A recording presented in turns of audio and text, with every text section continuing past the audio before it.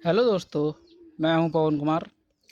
आप सभी का स्वागत है मेरे यूट्यूब चैनल सरकारी परीक्षा में। दोस्तों, ये बेसिक मैथ का पार्ट 5 है। दोस्तों, इससे पहले मैं 4 पार्ट और करा चुका हूं। उन सभी पार्टों के लिंक आपको डिस्क्रिप्शन बॉक्स में मिल जाएंगे। ये वीडियो उन कमज़ोर छात्रों के लिए जो मैथ में कमज़ोर है। तो दोस्तों, मैथ को मैं बिल्कुल बिल्कुल बेसिक से हाई लेवल तक लेकर जाने वाला हूँ। तो दोस्तों, उससे पहले आपको बेसिक का आना ज़रूरी है, जिससे कि आगे आपको क्वेश्चन सॉल्व करने में कोई भी परेशानी ना हो। तो दोस्तों, आज मैं आपको दशमलव भिन्न के बारे में बताने वाला हूँ। दोस्तों, वीडियो को शुरू से एंड तक ज़रूर देखें और बाकी के पार्ट भी अवश्य देखना। तो दोस्तों, शुरू करते हैं। तो दोस्तों, दशमलव भिन्न डेसिमल फ्रैक्शन बोलते हैं इंग्लिश में, ठीक है दोस्तों। ऐसे भिन्न जिनका हर 10 की घात के रूप में होता है उन्हें हम दशमलव भिन्न कहते हैं। ऐसे भिन्न जिनका हर 10 की घात के रूप में होता है उसे हम दशमलव भिन्न कहते हैं। जैसे उदाहरण में देख लेते हैं दोस्तों। उदाहरण में क्या है, 0.2, ठीक है। 0.2 को जब हम दशमलव भिन्न में लिखेंगे, ठीक है, क्योंकि 10 की घात के रूप में लिखेंगे तो दो बटे में 10 आएंगे, ठीक है दोस्तों। ऐसे नेक्स्ट है, अगला है 0.7। जब हम इसको लिखेंगे तो 7/10 लिखेंगे, ठीक है। ऐसे दोस्तों इसको भी ऐसे ही इसको लिखेंगे। 0.08 बराबर होता है 8/100। क्यों? क्योंकि पॉइंट के बाद इसमें दो संख्याएं, 1 2, तो 1 के बाद हम 2 जीरो लगा देंगे तो दोस्तों ये 100 हो जाएंगे, ठीक है दोस्तों। दोस्तों, नोट देख लेते हैं। दशमलव के बाद किसी भी संख्या के दाहिने और शून्य का कोई महत्व नहीं होता। कहने का मतलब ये है दोस्तों, उदाहरण में देख लेते हैं।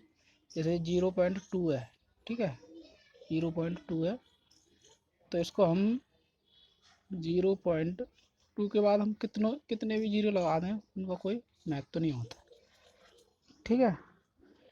ठीक है दोस्तों, ऐसे अगला देखते हैं। अगले में भी दोस्तों यही है कि मतलब 0.2 के बाद इन्हीं संख्याओं को मैंने एग्जाम्पल के तौर पे लिख दिया है। जीरो का कोई भी महत्व नहीं होता। इन दाहिने संख्या के बाद जो होती है, पॉइंट के बाद जो संख्या है 2 है इसमें, इसके बाद हम कितने भी जीरो लगा दें उन जीरो का कोई महत्व नहीं होता है, ठीक है। आगे देखते हैं। दशमलव भिन्न की तुलना करना। दशमलव भिन्न की तुलना करना, इसको देखेंगे। यदि दशमलव बिंदु के बाईं ओर पूर्णांक आपस में बराबर हैं तो जिस संख्या के पहले बड़ा अंक आएगा वही संख्या बड़ी होगी। दोस्तों, उदाहरण में देख लेते हैं। उदाहरण में क्या है, जैसे इधर रखा है 0.0 नहीं, सॉरी माफी चाहूँगा, 6.0 1, ठीक है, और इधर दे रखा है 6.001, ठीक है। तो 6, ये 6 है, ठीक है, इधर भी 6 है, ये पॉइंट है, ये भी पॉइंट है, इधर 0 है, ये भी 0 है, फिर इसके बाद इसमें 1 है और इसमें 0 है।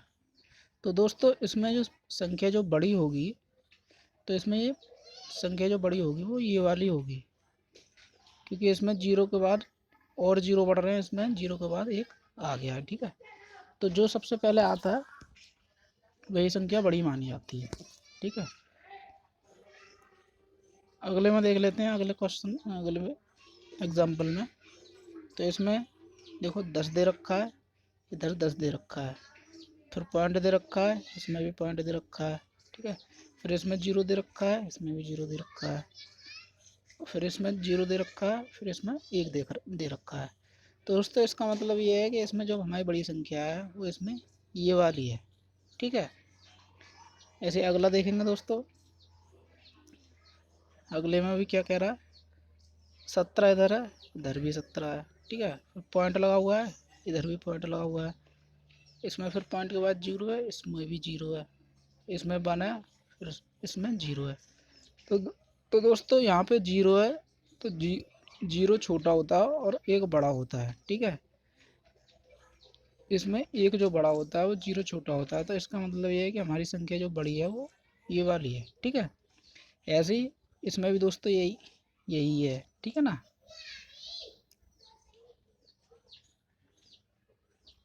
इसमें भी दोस्तों यही संख्या है, ठीक है। आगे देख लेते हैं। आरोही क्रम। आरोही क्रम क्या होता है दोस्तों, ये जान लेते हैं।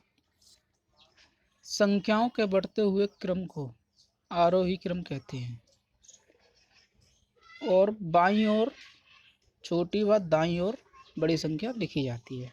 कहने का मतलब दोस्तों ये है कि बाईं ओर तो छोटी संख्या लिखी जाती है और ये दाईं ओर जो लिखी जाती है वो बड़ी संख्या लिखी जाती है। मतलब छोटी फिर उससे बड़ी, फिर उससे बड़ी, फिर उससे बड़ी, फिर उससे बड़ी, ऐसे करके ये क्रम बनता है।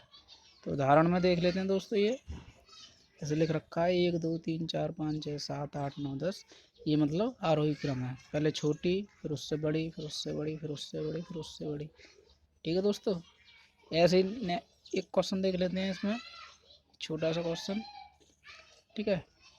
2.07, 2.05, 2.505। दोस्तों हम पॉइंट के बाद दशमलव भिन्न में जो भी होता है, ठीक है दोस्तों, तो पॉइंट के बाद हम इसको हम ऐसे नहीं बोल सकते 07, इसको हम 50 नहीं बोल सकते। इसको तो हम 07 ही बोलेंगे, पर इसको हम 50 नहीं बोल सकते, इसको 550 नहीं बोल सकते, ठीक है दोस्तों। इसको हम जब भी बोलेंगे तो दशमलव दशमलव जो होती है, तो जब हम इसको जब भी बोलेंगे तो 0.50 बोलेंगे, 0.505 बोलेंगे, ऐसे बोलेंगे, ठीक है दोस्तों। क्वेश्चन में क्या है देखो, 2.07, 2.50, 2.505, 2.770।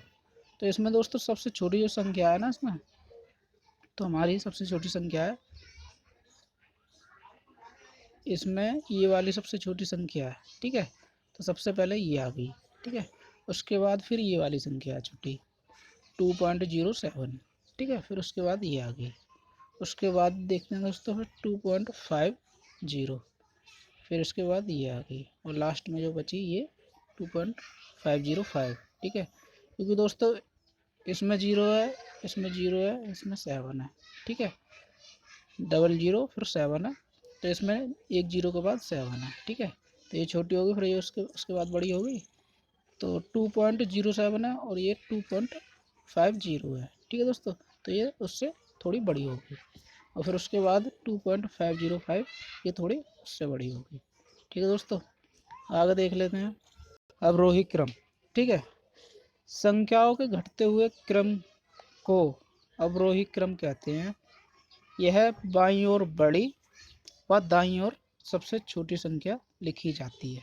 जैसे उदाहरण में देख लेते हैं 7 6 5 4 3 2 1। कहने का मतलब दोस्तों ये है कि पहले बड़ी आएगी, फिर छोटी आएगी, फिर उससे छोटी आएगी, फिर उससे छोटी आएगी, फिर उससे छोटी आएगी। ऐसे ही दोस्तों एक क्रम चलता रहता है। सबसे पहले बड़ी संख्या आती है, फिर उसके बाद छोटी छोटी संख्याएं आती रहती हैं।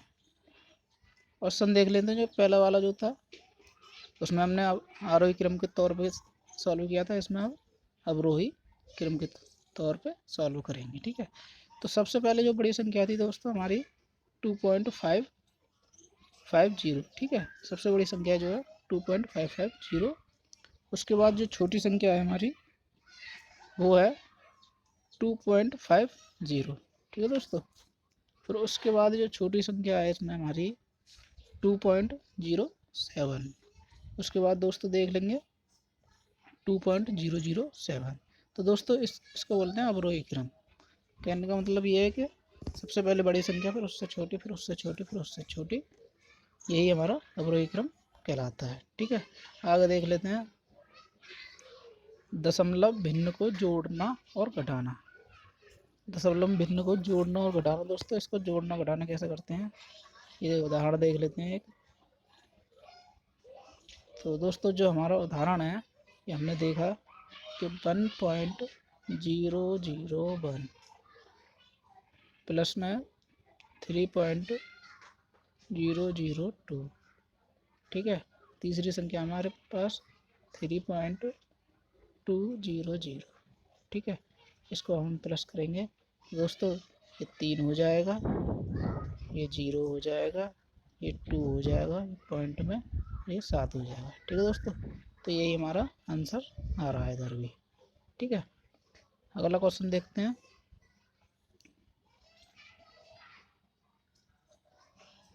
अगला क्वेश्चन देखते हैं दोस्तों, ये वाला। तो दोस्तों हमारे पास ये भिन्न है, दशमलव भिन्न, ये हमने ऐसा करके लिख लिया इधर। ठीक है, तो दोस्तों इसको हम सॉल्व कैसे करेंगे, अब इसके बाद कुछ नहीं है।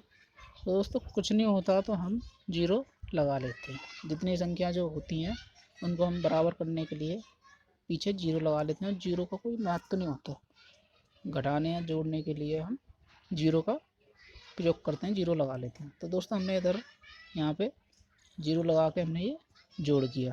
तो जोड़ करेंगे तो दोस्तों 1 और 1 2 हो गए, 0 0 ये 1 हो गया, और ये भी 1 हो गया, और ये 3 और 3 6, 6 और 2 8, और 1 ये 9। ठीक है, तो दोस्तों हमारा जो आंसर आया 9.112। ठीक है दोस्तों, अगला क्वेश्चन देखते हैं। इसमें घटाना देख लेते हैं, घटाना। ठीक है, घटाते कैसे हैं दोस्तों, हमको संख्या क्या मिली, ये दशमलव भिन्न की संख्या जो मिली 6.03, और दूसरी संख्या हमारी 0.0087।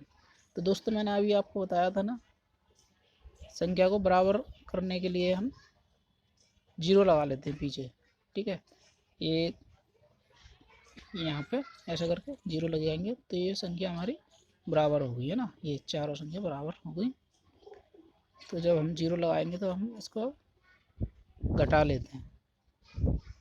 ठीक है, तो दोस्तों घटाएंगे तो कैसे घटेगा ये दोस्तों, यहाँ पे ये चिन्ह ये माइनस का होना चाहिए, ये गलती से प्लस का लग गया यहाँ पे।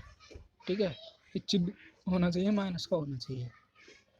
तो 10 में से 7 जाएंगे, 3 बचे, और 9 में से 8 गए तो 1 बचा। ठीक है, और ये 2 में से ये यहाँ पे 2 बचेंगे तो 2 के 2 आ गए, ये 0 का 0 आ गया, और ये 6 का 6 आ गया।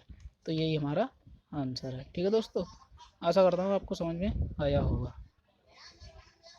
आगे देखते हैं, दशमलव भिन्न का गुणा। ठीक है दोस्तों, दशमलव भिन्न का गुणा। तो दोस्तों गुणा कैसे करते हैं दशमलव भिन्न का, उदाहरण देख लेते हैं। इसमें दे रखा है 0.2 इंटू 0.3 बराबर, इसको पहले हम नॉर्मल गुणा कर लेंगे 6। ठीक है, तो दोस्तों इसमें हम देखेंगे एक पॉइंट के बाद एक संख्या ये है, पॉइंट के बाद एक संख्या ये है, तो हमें संख्या 2 करनी होती है। पॉइंट के बाद संख्या और पॉइंट के बाद संख्या, जैसे इसमें 1 है, इसमें भी 1 है, तो हमें पॉइंट पॉइंट जो लगाना है वो 2 से पहले लगाना है। तो हम पॉइंट लगा 0 लिखेंगे, और जब पॉइंट लगाएंगे तो हमारे पास एक संख्या ये और एक संख्या ये, तो हमारे पास ये 2 होगी। ठीक है दोस्तों, तो मतलब पॉइंट के बाद इतनी संख्या आनी चाहिए जिसमें दोनों संख्याओं में गुणा करने पर आ रही है। ऐसे इसको देखते हैं दोस्तों, 0.25 इंटू 0.2, तो ये हो जाएगा, इसका नॉर्मल गुणा करेंगे तो ये आ गया 50। ठीक है, 25 दूनी 50। अब पॉइंट के बाद इसमें एक है ना, एक संख्या है इसमें, और इसमें भी 2 संख्या है। तो हमें जो पॉइंट लगाना है वो 3 संख्या से पहले लगाना है। तो 0 लिख के पॉइंट लगा देंगे, तो 1 2 3, ये हमारे पास 3 संख्या हो गई। तो यही हमारा राइट आंसर है दोस्तों। तीसरा देख लेते हैं। ऐसे तीसरे में भी दोस्तों यही है कि हम 5 का गुणा 3 में करेंगे तो ये 15 आ गया। ठीक है, अब इसमें पॉइंट के बाद कितनी संख्या है, 1 2 3 4 5 6। ठीक है, और इधर कितनी है पॉइंट के बाद, 1 2 3 4, 4 और 6 10। तो इसमें दोस्तों ये पूरी जो संख्या होंगी ना, पॉइंट मतलब पॉइंट के बाद ये जो पॉइंट है, पॉइंट के बाद ये टोटल 10 होनी चाहिए। ठीक है, तो 1 2 3 4 5 6 7 8 9 10, ठीक है दोस्तों, तो यही हमारा राइट आंसर हो जाएगा। नोट देख लेते हैं आगे, नोट में क्या कह रहा है। यदि किसी दशमलव भिन्न को 10 की घात n से गुणा किया जाए तो दशमलव भिन्न का दशमलव n दाहिनी ओर चला जाता है। ठीक है, यदि किसी दशमलव भिन्न को 10 की घात n से गुणा किया जाए तो दशमलव भिन्न का दशमलव n दाहिनी ओर चला जाता है। उदाहरण में देख लेते हैं दोस्तों, 6.246 इंटू 10। तो कहने का मतलब ये है दोस्तों, जब हम इनका गुणा करेंगे तो ये दाहिनी दाहिनी मतलब एक संख्या ये है, एक संख्या ये है, तो ये हमारा लेफ्ट हो गया, ये राइट हो गया, ये बायां हो गया और ये दायां हो गया। ठीक है, तो कहने का मतलब ये है, जब हम इसका गुणा करेंगे तो ये पॉइंट जो है 6 के बाद पॉइंट है इसमें, तो ये गुणा करेंगे तो 62.46 हो जाएगा। ठीक है दोस्तों, ऐसे अगला देखेंगे, अगला भी ऐसा ही होगा। ठीक है, जब हम, क्योंकि इसमें 10 है ना, इसमें 2 संख्या है, तो 2 संख्या के बाद पॉइंट आएगा। ठीक है, ऐसे दूसरे में गुणा करेंगे तो 6.246 का 100 में गुणा करेंगे तो दोस्तों ये हो जाएगा 624.6। ठीक है, तो ये 100 में कितनी संख्या है, 1 2 3, तो 1 2 3 लिखने के बाद हम पॉइंट लगाएंगे। ठीक है, इसमें क्या रहा ना, 1 से 10 की घात n से गुणा किया जाए तो दशमलव भिन्न का n दाहिनी ओर चला जाता है, तो ये दाहिनी ओर चला जाता है। ठीक है, ऐसे इसका गुणा करेंगे तो दोस्तों इसमें पॉइंट ख़त्म ही हो जाएगा, क्योंकि हम 1000 का गुणा करेंगे तो ये 1 2 3। ठीक है, ये 3 के बाद पॉइंट के बाद 0 आएगा, तो 0 का कोई महत्व तो नहीं होता। ठीक है ना दोस्तों, हमारा ये आंसर सही हो जाएगा। और लास्ट वाला देख लेते हैं, लास्ट वाला भी ऐसा ही है, लास्ट वाला भी ऐसा ही है दोस्तों, 1 2 3 4। ठीक है, तो ये वैल्यू तो पूरी गुणा करेंगे जब 10,000 में, तो ये वैल्यू पूरी ऐसे की ऐसी आ जाएगी। और इसमें 0 कितने हैं, 5, इसमें मतलब संख्या कितनी है, 5, तो ये भी हमारी संख्या 5 ही होनी चाहिए। ठीक है ना, ठीक है दोस्तों, तो जब इसका गुणा करेंगे हम तो इसमें पॉइंट हट जाएगा, और ये 4 5 संख्या है, तो ये 5 मतलब 1000 में गुणा करेंगे तो ये 62,460 आएगा। ठीक है दोस्तों, आगे देख लेते हैं, दशमलव भिन्न का भाग करना। दशमलव भिन्न का भाग करना पढ़ लेते हैं इसको। जब हम दशमलव भिन्न का भाग करते हैं तो निम्नलिखित 4 स्थितियाँ कंडीशन बन सकती हैं। नंबर 1 कंडीशन क्या होती है, यदि अंश और हर में दशमलव स्थान की संख्या समान हो तो दशमलव से दशमलव कट जाता है। ठीक है ना, कहने का मतलब ये है, जब हमारे पास, उदाहरण देख लेते हैं पहले, जब हमारे पास कोई संख्या है और वो समान है, ठीक है, दशमलव समान स्थान पे है तो दशमलव से दशमलव ये कट जाता है और वैल्यू ऐसे कैसे आ जाती है, तो 120/20 बराबर काटेंगे तो 6 आएगा। ठीक है दोस्तों, ये हमारा राइट आंसर है। और सेकंड उदाहरण देख लेते हैं, ये है सेकंड 2.4 इंटू 0.4। ठीक है, इस पॉइंट से ये पॉइंट कट जाएगा तो 24/4 आएगा, और जब 4 से 24 को काटेंगे तो 6 आएगा। ठीक है दोस्तों, ये हमारा राइट आंसर हो जाएगा। अगला उदाहरण देख लेते हैं, ये वाला, इसमें दोस्तों इसमें क्या कह रहा है, ये दे रखा है 0.0015। ठीक है, और 0.00005। तो दोस्तों इसमें 1 2 3 4 5 और इसमें भी 1 2 3 4 5 मतलब समान है। ठीक है, दशमलव जो बिंदु लगा हुआ है वो समान जगह पे लगा हुआ है, समान स्थान पर लगा हुआ है। तो दोस्तों हम 5 से 15 को काट देंगे तो ये 3 बार जाएगा, यही हमारा आंसर हो जाएगा, क्योंकि पॉइंट से ये पॉइंट कट जाएगा। ठीक है दोस्तों, आगे देख लेते हैं, कंडीशन नंबर 2, कंडीशन नंबर 2 में क्या कह रहा है दोस्तों, यदि अंश में दशमलव ना हो और हर में दशमलव हो तो हर का दशमलव हटाकर अंश में उतने ही शून्य बढ़ा देंगे जितने अंक पर हर में दशमलव है। ठीक है दोस्तों, कहने का मतलब दोस्तों ये है, उदाहरण में देख लेते हैं, समझ लेते हैं एक बार। उदाहरण में जैसे 30/0.005 दे रखा है। ठीक है, जब क्योंकि अंश में दशमलव नहीं है, नीचे वाले में हर में दशमलव है, तो इसमें क्या रखा है कि यदि अंश में दशमलव ना हो तो हर में दशमलव हो तो हर का दशमलव हटाकर अंश में उतने ही शून्य बढ़ा देते हैं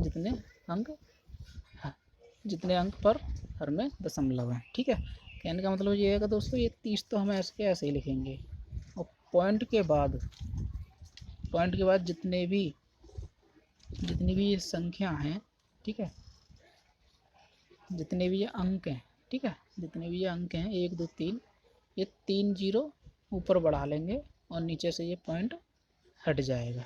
ठीक है, ये पॉइंट हट जाएगा, जब हम इसको काटेंगे तो 6 पन्ने 30, ये 6000 आ जाएगा। ठीक है दोस्तों, यही हमारा राइट आंसर हो जाएगा। सेकंड देख लेते हैं ऐसे। सेकंड में क्या कह रहा है दोस्तों, सेकंड में 21/0 इसमें देख के रखा है 21/0.03। ठीक है, इसको कैसे करेंगे, जीरो बढ़ाना ना हमें, अंश में उतने ही जीरो बढ़ा लेते हैं जितने अंक होते हैं पॉइंट के बाद। ठीक है, तो पॉइंट के बाद इसमें 1 2 अंक हैं, तो इसमें 21 में 2 जीरो बढ़ जाएंगे और ये पॉइंट यहाँ से कैंसिल हो जाएगा, तो यहाँ पे हम 3 लिख लेंगे। जब इसका भाग लगाएंगे तो दोस्तों ये 700 आ जाएगा। ठीक है, यही हमारा आंसर है। ठीक है, अगला देख लेते हैं ऐसे ही वाला क्वेश्चन। ये 8 है, नीचे 0.4 है। ठीक है दोस्तों, तो जब पॉइंट के बाद कितने अंक हैं, 1 अंक, तो 8 में अंश में हम 1 जीरो लगाकर इस पॉइंट को हटा देंगे और 4 लिख लेंगे, तो हम 4 का भाग लगाएंगे इसमें, तो दोस्तों ये 20 आएगा। ठीक है दोस्तों, यही हमारा राइट आंसर। दोस्तों आगे देख लेते हैं कंडीशन नंबर 3। कंडीशन नंबर 3 क्या है, यदि अंश में दशमलव हो और हर में दशमलव ना हो, मतलब कहने का मतलब यह है कि अंश में दशमलव हो और हर में दशमलव ना हो तो अंश में दशमलव ना मानते हुए साधारण भाग देंगे, फिर भागफल में उतने ही अंक पर दशमलव लगा देंगे जितने की अंश में दशमलव था। ठीक है दोस्तों, तो दोस्तों कहने का मतलब ये, उदाहरण देख लेते हैं एक बार।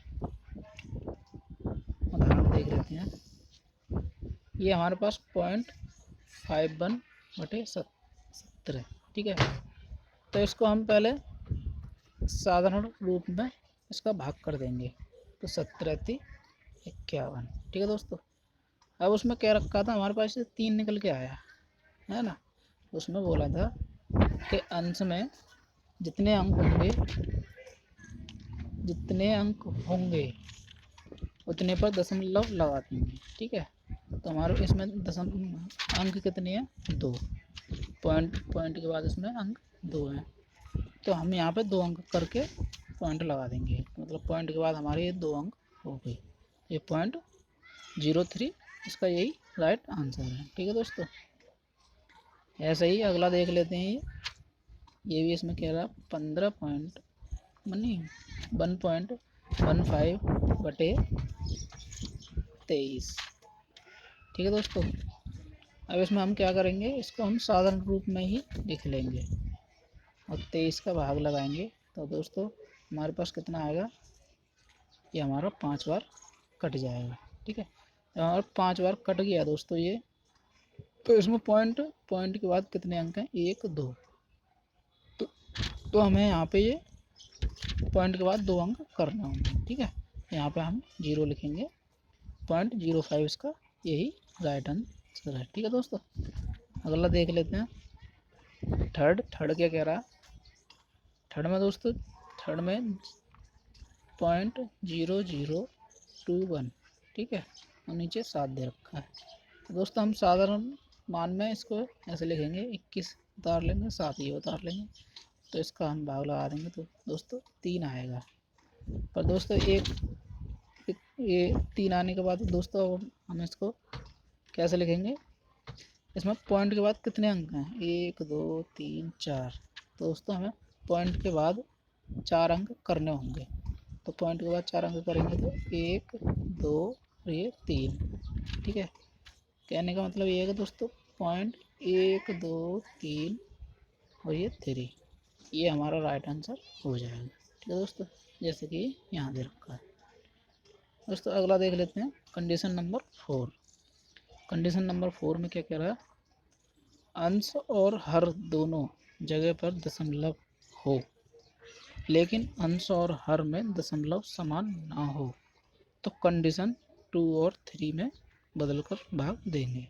ठीक है दोस्तों, इसमें क्या कह रहा है, अंश और हर दोनों जगह पर दशमलव हो, लेकिन अंश और हर में दशमलव समान ना हो तो कंडीशन 2 और 3 में बदलकर भाग देंगे। ठीक है दोस्तों, आगे देख लेते हैं। दोस्तों उदाहरण देख लेते हैं। उदाहरण में क्या कह रहा है, ये 0.15 बटे 0.005, ठीक है, बराबर। दोस्तों ये वाला पॉइंट, इस पॉइंट को हटाने के लिए, ठीक है, इसमें अंक क्या है, 1 2, 2 अंक हैं दोस्तों इसमें। तो ये इस पॉइंट को हटाने के लिए इसमें हम 2 अंक के बाद पॉइंट लगा देंगे, यहाँ पे 1 और ये 2। ठीक है, यहाँ से पॉइंट हट के यहाँ आ जाएगा। तो दोस्तों हमारे पास 15/0.5। और दोस्तों मैंने बताया था ना, जब पॉइंट हटाते हैं तो तीसरी वाली कंडीशन इसमें लग जाएगी कि 1 0 ऊपर बढ़ जाएगा। तो हमारा ये 150/5 आएगा, और 5 को जब हम काटेंगे तो ये 30 आ जाएगा। यही हमारा आंसर। ठीक है दोस्तों, अगला क्वेश्चन देख लेते हैं एक बार। 0.28 0.28 0.00007, ठीक है, बराबर।